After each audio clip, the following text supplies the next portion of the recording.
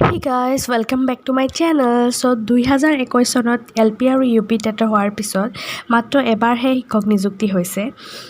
So আৰু TET পৰীক্ষা পতাৰ আগতে LP আৰু UP নিযুক্তি প্ৰক্ৰিয়া প্ৰকাশ পাব লাগে। যিসকল টেট উত্তীৰ্ণ প্ৰাৰ্থী আছে সিহঁতে বহুত আশাৰে বাট চাই আছে যে আকৌ পৰীক্ষা হোৱাৰ আগতে সিহঁতৰ নিযুক্তি প্ৰক্ৰিয়া হৈ যাব লাগে। সো শেহতীয়াভাৱে শিক্ষামন্ত্ৰী ডাঙৰীয়া এক মন্তব্য দিছে যে অতি সোনকালে আগষ্ট ছেপ্টেম্বৰৰ ভিতৰতে LP UPৰ বাবে বিজ্ঞাপন প্ৰকাশ পাব, যিহেতু 1 লাখ চাকৰিৰ ভিতৰতে সিহঁতৰ এইখিনি দিয়াৰ টাৰ্গেট আছে। সো অতি সোনকালে এইখন ওলাব লাগে।